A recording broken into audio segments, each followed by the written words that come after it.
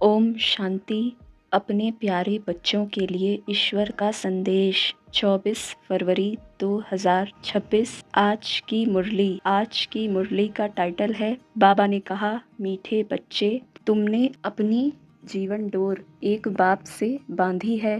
तुम्हारा कनेक्शन एक से है, एक से ही तोड़ निभाना है। प्रश्न, संगम युग पर आत्मा अपनी डोर परमात्मा के साथ जोड़ती है। इसकी रस्म अज्ञान में किस रीति से चलती आ रही है? उत्तर, शादी के समय स्त्री का पल्लव पति के साथ बांधते हैं। स्त्री समझती है जीवन भर उनका ही साथी होकर रहना है। तुमने तो अब अपना पल्लव बाप के साथ जोड़ा है। तुम जानते हो हमारी परवरिश आधा कल्प के लिए बाप द्वारा होगी। गीत, जीवन डोर ही संग बांधी। ओम शांति। देखो, गीत में कहते हैं, जीवन डोर तुमसे बांधी। जैसे कोई कन्या है, वह अपनी जीवन की डोर पति के साथ बांधती है। समझती है कि जीवन भर उनका ही साथी होकर रहना है, उनको ही परवरिश करनी है। ऐसे नहीं कि कन्या को उनकी परवरिश करनी है, नहीं, जीवन तक उनको परवरिश करनी है। तुम बच्चों ने भी जीवन डोर बांधी है। बेहद का बाप कहो, टीचर कहो, गुरु कहो, जो कहो, यह आत्माओं की जीवन की डोर परमात्मा के साथ बांधने की है। वह है हद की स्थूल बात, यह है सूक्ष्म बात। कन्या के जीवन की डोर पति के साथ बांधी जाती है, वह उनके घर जाती है। देखो, हर एक बात समझने की बुद्धि चाहिए।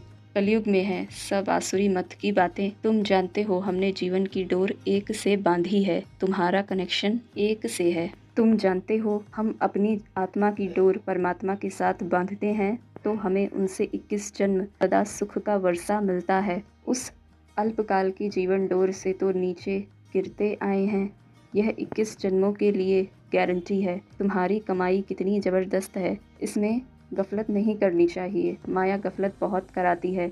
इन लक्ष्मी नारायण ने जरूर कोई से जीवन डोर बांधी, इससे 21 जन्म का वर्षा मिला। तुम आत्माओं की परमात्मा से जीवन डोर बांधी जाती है कल्प कल्प। उनकी तो गिनती नहीं, बुद्धि में बैठता है। हम शिव बाबा के बने हैं, उनसे जीवन डोर बांधी है। हर एक बात बाप बैठ समझाते हैं। तुम जानते हो कल्प पहले भी बांधी थी। अब शिव जयंती मनाते हैं, परंतु किसकी मनाते हैं पता नहीं है। शिव बाबा जो पतित पावन है, वह जरूर संगम पर ही आएगा। बाबा कहते हैं माया ने तुमको फूल यानी मूर्ख बना दिया है। अप्रैल फूल कहते हैं ना।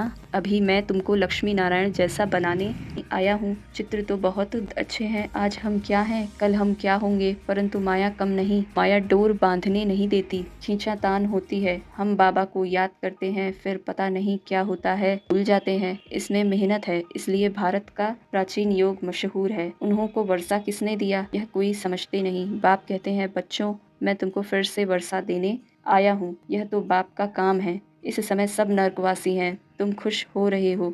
यहाँ कोई आते हैं, समझते हैं तो खुशी होती है, बरोबर ठीक है। तो 84 जन्मों का हिसाब है, बाप से वर्षा लेना है। बाप जानते हैं आधा कल्प भक्ति करके तुम थक गए हो। मीठे बच्चे, बाप तुम्हारी सब थक दूर करेंगे। अब भक्ति अंधियारा मार्ग पूरा होता है।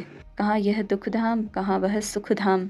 यह बेहद का बाप कहते हैं, मैं पतित दुनिया, पतित शरीर में बच्चों की सेवा के लिए आया हूँ।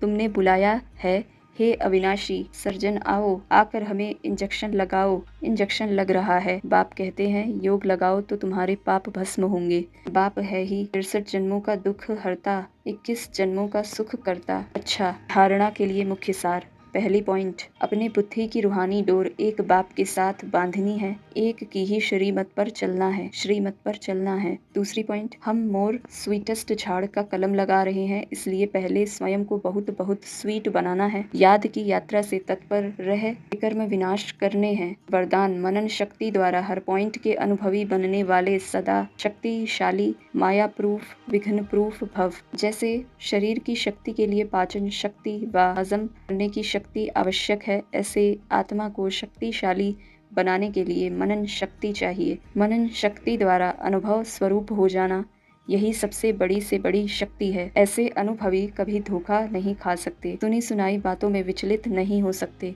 अनुभवी सदा संपन्न रहते हैं, वह सदा शक्तिशाली, माया प्रूफ, विघ्न प्रूफ बन जाते हैं। स्लोगन, खुशी का खजाना सदा साथ रहे तो बाकी सब खजाने स्वतः आ जाएंगे। खुशी का खजाना सदा साथ रहे तो बाकी सब खजाने स्वतः आ जाएंगे।